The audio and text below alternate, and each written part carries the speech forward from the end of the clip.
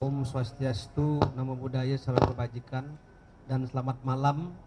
Dan terima kasih kepada teman-teman media masih update dan masih di sini menunggu kita ikut bekerja. Ya. Dan pada hari ini saya dengan Bapak Dirdik akan menyampaikan dua sekaligus perkembangan penanganan perkara. Yang pertama terkait dengan penanganan perkara PT Timah. Kemudian yang kedua penanganan perkara PT Antam, yaitu emas. Untuk lebih singkat dan jelasnya silakan Pak Dirdik menyampaikan. Terima kasih Pak Kapus Penkum yang sekaligus Kajati Bali. Selamat sore, Assalamualaikum warahmatullahi wabarakatuh. Dalam kesempatan ini akan kami sampaikan dua kegiatan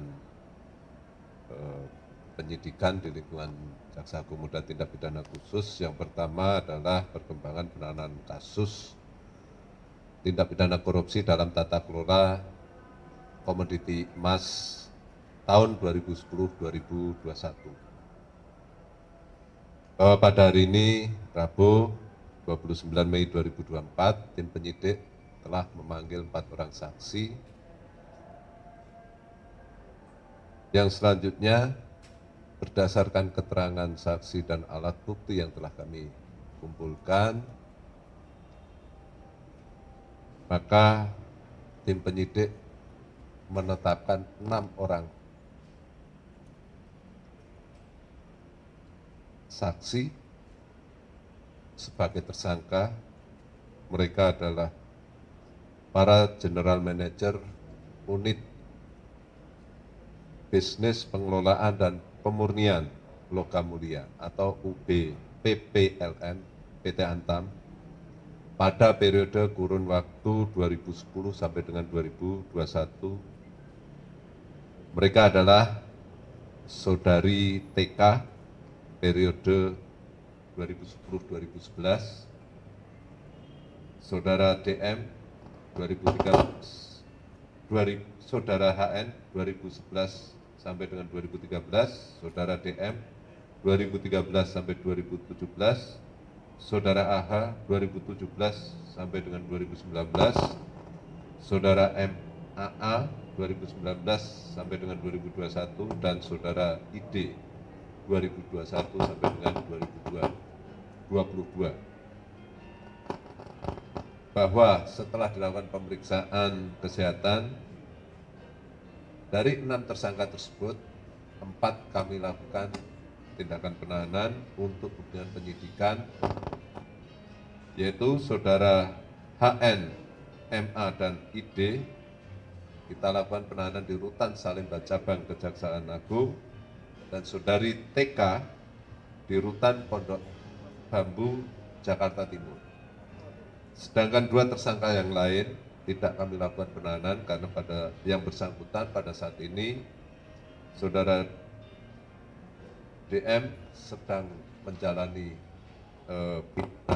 penjara untuk perkara lain, dan Saudara AH sedang dilakukan penahanan dalam perkara lain. Adapun kasus posisi bisa kami sampaikan bahwa para tersangka ini selaku GM UB PPLM PT Antam telah menyalahgunakan kewenangannya dengan melakukan aktivitas secara ilegal terhadap jasa manufaktur yang seharusnya berupa kegiatan peleburan, pemurnian, dan pencetakan logam mulia. Namun yang bersangkutan secara melawan hukum dan tanpa kewenangan telah melekatkan logam mulia milik swasta dengan merek LM Antam. Padahal para tersangka ini mengetahui bahwa pelekatan merek LM Antam ini tidak bisa dilakukan secara sembarangan, melainkan harus didahului dengan kontrak kerja dan ada perhitungan biaya yang harus dibayar karena merek ini merupakan hak eksklusif dari PT Antam. Akibat perbuatan para tersangka ini, maka dalam periode tersebut telah tercetak logam mulia dengan berbagai ukuran sejumlah 109 ton yang kemudian diedarkan di pasar secara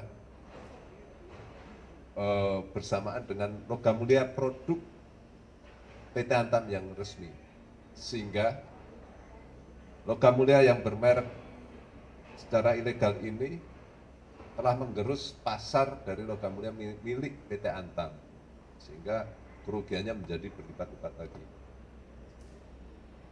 Terhadap perbuatan tersangka ini kami sangkakan ketentuan pasal 2 ayat 1, pasal 3, junto pasal 18 tindak pidana korupsi, junto pasal 55 ayat 1 ke 1 KUHP. Demikian yang bisa kami sampaikan terkait dengan perkara pertama. Sedangkan terkait perkara kedua, sebagaimana tadi siang telah kami sampaikan bahwa saudara BGA ini adalah mantan Dirjen Minerba ESDM periode 2015-2020 yang setelah kami lakukan pemeriksaan pada hari ini kami tingkatkan statusnya sebagai tersangka, dan selanjutnya untuk kepentingan penyidikan yang bersangkutan kami lakukan penahanan untuk 20 hari ke depan di Rutan Salemba Cabang Kejaksaan Agung. Adapun perbuatannya sebagaimana telah kami sampaikan bahwa yang bersangkutan pada periode tahun 2019 telah merubah RKAB yang semula jumlahnya ditetapkan sebesar 30.217 metrik ton dirubah menjadi 68.300 metrik ton atau terjadi peningkatan lebih dari 100% dengan tanpa melakukan kajian atau tanpa memenuhi ketentuan yang berlaku. Sehingga RKAB ini diduga bisa dikatakan sebagai fiktif dan tujuannya adalah untuk memfasilitasi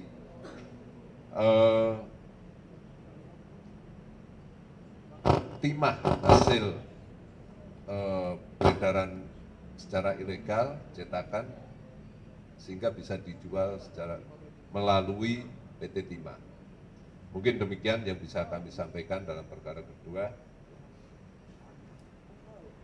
Ditahan di Rutan Salemba Cabang Kejaksaan Agung. Ya. Untuk ketentuan yang dilanggar pasal 2 ayat 1 dan pasal 3 junto pasal 18 Undang-Undang Tindak Pidana Korupsi, junto pasal 55 ayat 1 ke 1 KUHP. Mungkin demikian yang bisa kami sampaikan. Terima kasih. Silakan kalau ada pertanyaan teman-teman media.